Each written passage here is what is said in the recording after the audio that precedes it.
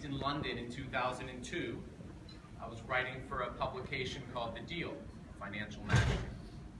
My beat was to cover high-tech startups and innovation around Europe.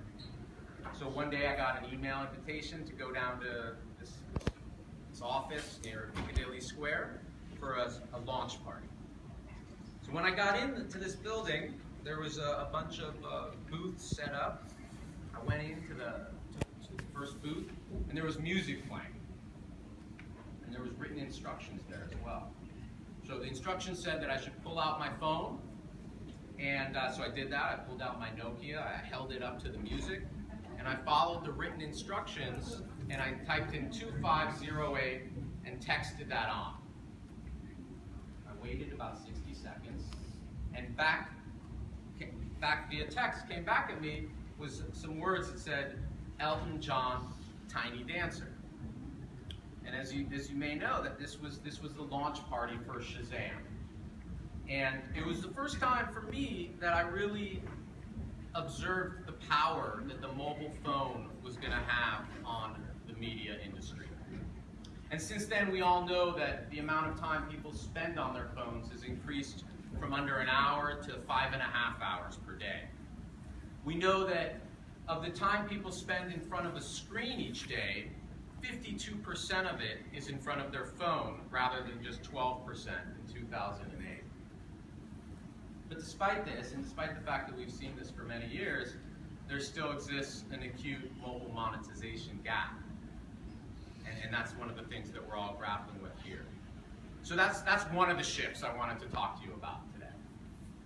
The second one is just beginning. It's been discussed a lot already today and yesterday, but I think has the potential to be even more disruptive. And that is the shift of media consumption onto social platforms or centralized networks like Twitter and Facebook and Instagram and all these other ones.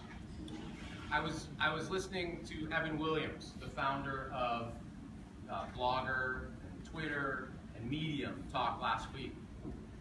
And he predicts that within 3 to 5 years, 90% of attention and consumption will be centered on social platforms. And we all know that that's where the audience is. And the social platforms are doing everything they can to encourage this with programs like Facebook's Instant Articles, Snapchat's Discover, LinkedIn's Influencer Program. And if you believe that 90% of consumption will be occurring off-site, the implications of content creation, distribution, and monetization, it's enormous. And the need for a very coherent and compelling native advertising strategy will be paramount. But native advertising, that can take many forms, and it will have to be tailored to each platform that it's targeted at. What you do on Periscope, a live streaming platform, will be very different than what you do on Facebook versus an image-oriented platform like Pinterest.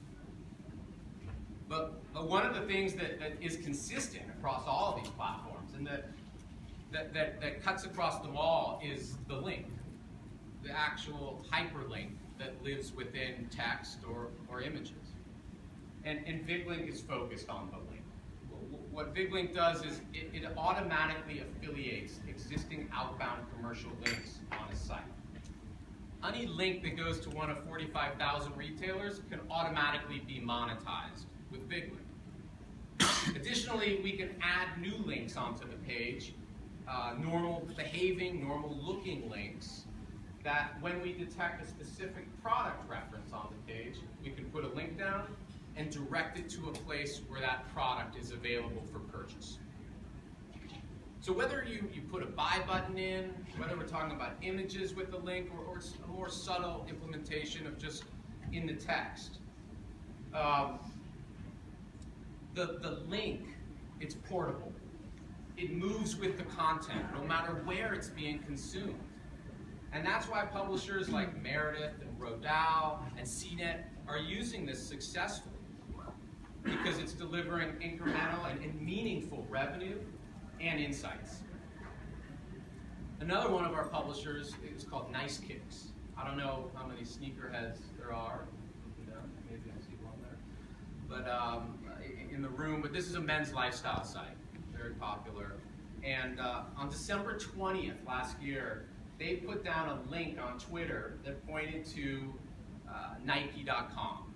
And it was a page on Nike where you could buy Air Jordan 11s. And this was a restock, something highly coveted by this community of sneakerheads. They put this link down. Within 24 hours, the link had been clicked on 72,000 times. It had driven $300,000 in sales for Nike, and that yielded $30,000 in commissions that were split between Figling and Nice Kicks.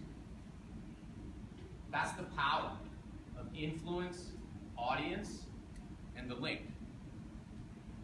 So when I think back to 2002, I remember the amazement I felt at that Shazam launch party. And I continue to be amazed by all of the innovation happening in the media industry. And as you grapple with the challenges and opportunities presented by these shifts to mobile and social consumption, I encourage you to remember, the link lives on across devices and platforms. The link is the most native ad of all. Thanks.